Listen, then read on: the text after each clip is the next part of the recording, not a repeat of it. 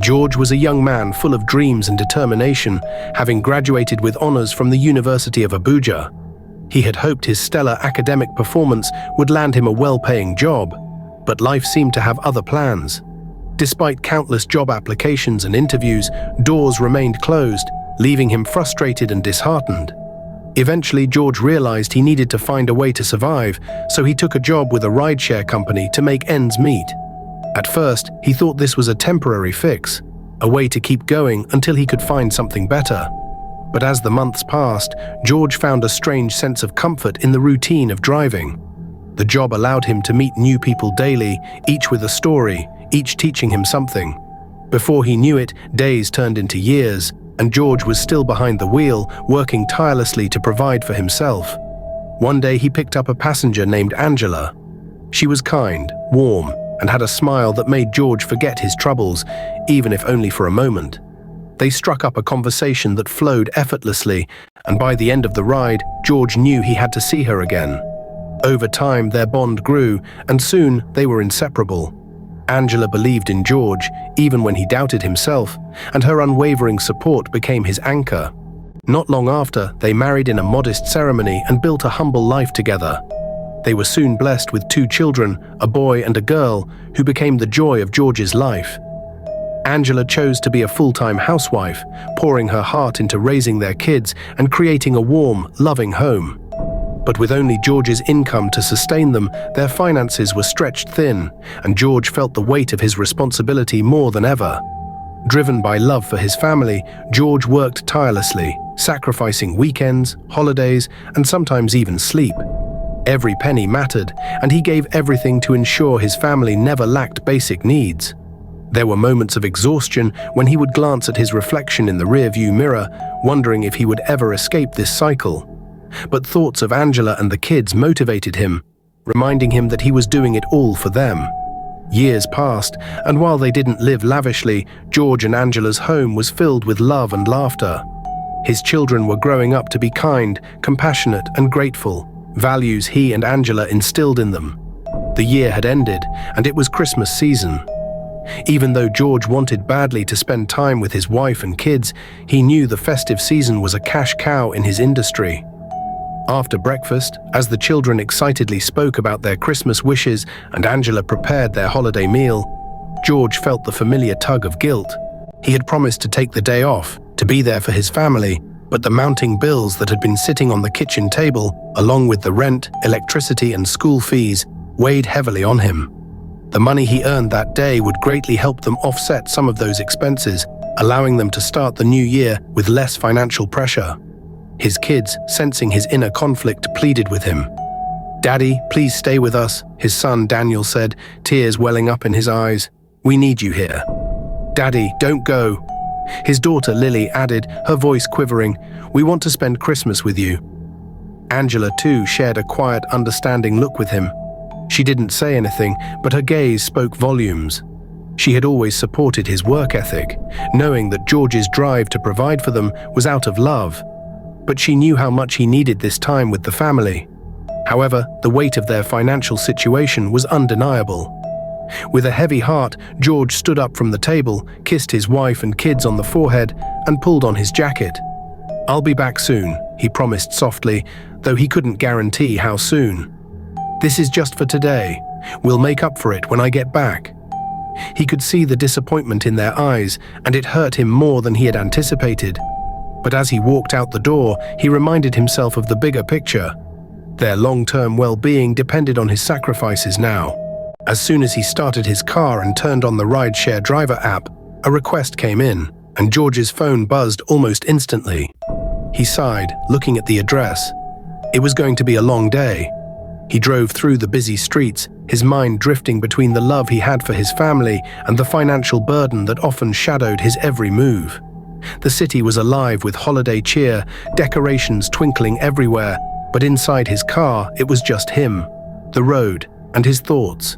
Each passenger he picked up had their own story, some light-hearted, others more serious. George tried to make small talk, but the cheer around him felt like a distant echo. As much as he wanted to be home, he knew this sacrifice would help them, and that thought was what kept him going. Hours passed and the sun began to set. Christmas lights blinked on in homes along the streets, and families gathered together for their holiday celebrations. The thought of his family waiting for him, despite the tears earlier, gave him strength.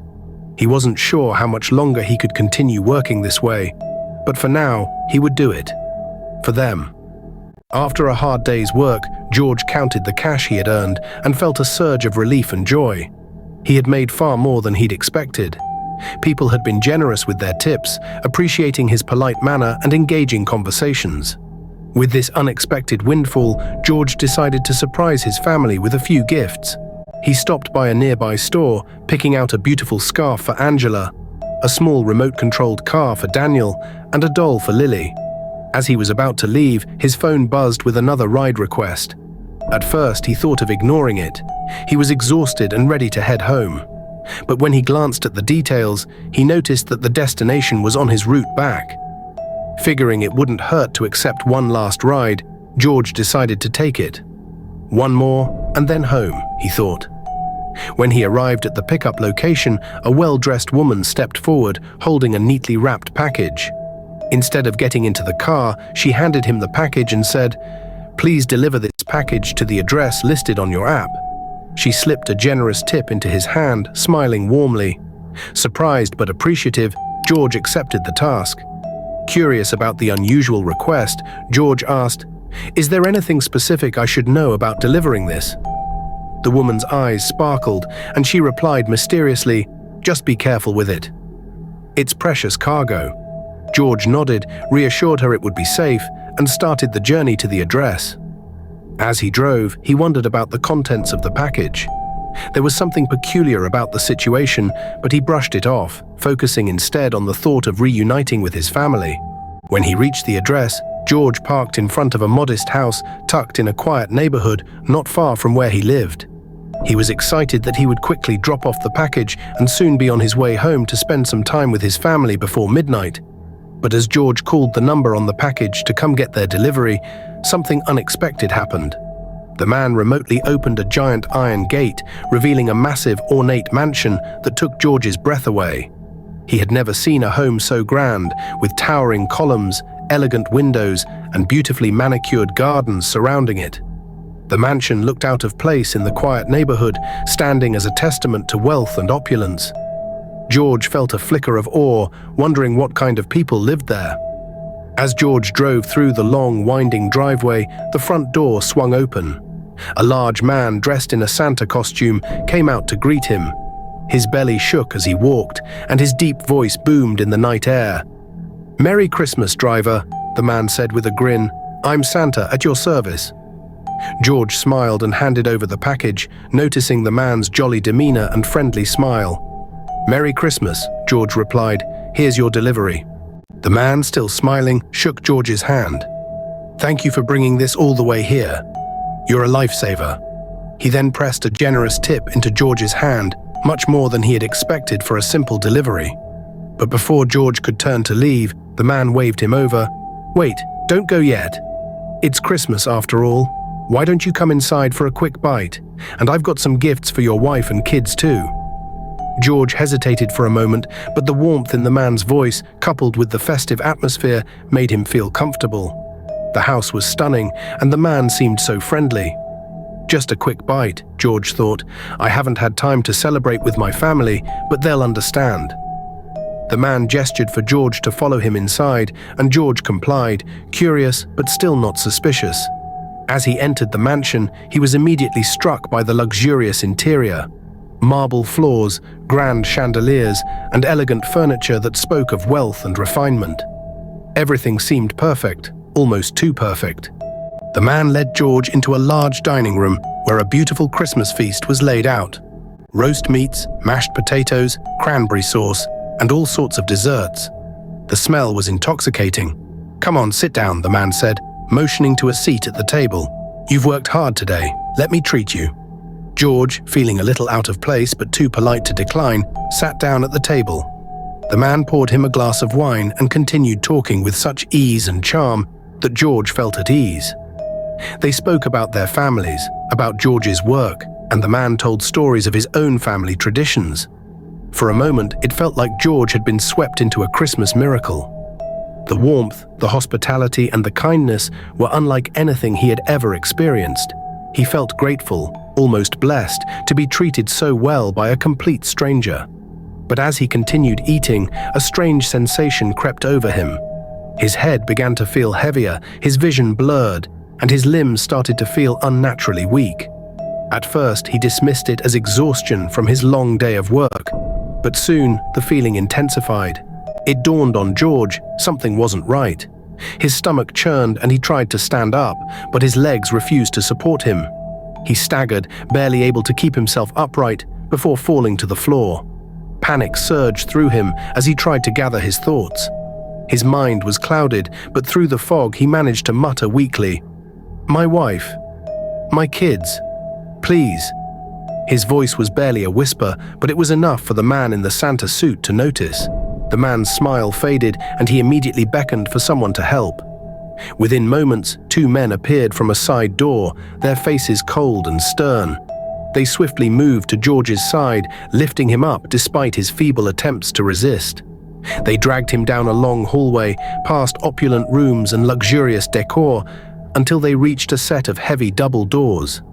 George's fading consciousness flickered with alarm as they opened the doors and revealed a cold, sterile surgical room. The floor was gleaming white, and medical equipment lined the walls. This wasn't a festive home, this was a place of business. The reality of his situation began to hit him as fear surged through his veins. The man who had welcomed George in, now no longer the jolly Santa he had appeared to be, stood by the doorway, watching with a cold smile. George's mind was clouded, but his instincts screamed at him to fight. What is this?" he managed to croak, his voice shaking with a mix of fear and confusion. The man's smile widened. "I've been looking for a match for months," he explained, stepping closer. "I've been sick for so long, and no one's been able to help me. But you, George, you're going to save me.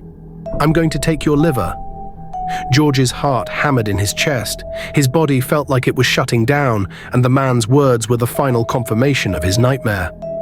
The man had lured him here with kindness, with gifts, with a warm meal, only to use him as a test subject for his sick, twisted plan. "Please," George whispered weakly, his body no longer obeying him. My family needs me."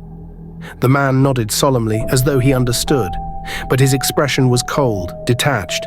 "I know, and this is the only way I can survive," he said. "You've been so kind, so generous, George. But this is the only way." The 2 men who had helped bring George into the room began preparing the medical equipment, setting up the surgical tools with practiced ease. George could barely keep his eyes open now, but the horror of what was happening gripped him with a final surge of adrenaline. He tried to speak, to shout, but his voice came out in desperate gasps. "Please, I don't want this," he begged, his voice barely audible. But the man was unmoved, already giving instructions to the men, who were now preparing to sedate him further. As they attached a needle to his arm, George's vision began to fade, his last thoughts being of his wife and kids. His family, the love of his life, and the life he had worked so hard to provide for, he wouldn't be there to protect them anymore. As the sedative took effect, George's body slipped into unconsciousness. The cold, clinical lights above flickered as the sterile instruments were brought to bear on his once healthy body. His liver, the only thing of value to the man who had lured him into this nightmare, was harvested with cruel precision. His lifeless body was then placed in his car, his limbs awkwardly positioned, and dumped by the side of a quiet road. No one would know, at least not immediately, what had been done to him. Back at home, Angela's heart sank as Christmas passed without George's return. She waited for him, calling his phone over and over, but it went unanswered.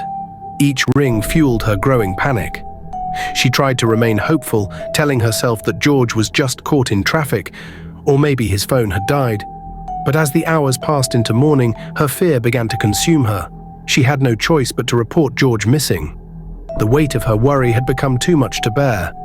But just as she was about to leave the house to file the report, a chilling sight stopped her in her tracks. There, on the side of the road, she saw George's car, surrounded by a crowd of curious onlookers. Her heart stopped as she rushed forward, fear rising in her chest. The moment she reached the car, she froze in horror. Inside, George's lifeless body lay sprawled across the seat, his eyes wide open, his body grotesquely mutilated. The stench of blood filled the air. Angela's world crumbled as she screamed, her cries echoing through the street. The bystanders who had gathered realized who she was and quickly offered their condolences, though they couldn't fathom the agony she was in. The police were called, and soon the scene was swarming with officers. They promised to investigate the murder, but Angela knew better. They had failed to solve any case in years. Her heart sank as she watched them take George's body away. She had no faith in their ability to bring his killer to justice, but in that moment, her sorrow turned to dread. What now? Without George, how would she provide for herself and their children? How would she survive without the man who had worked so tirelessly for their future?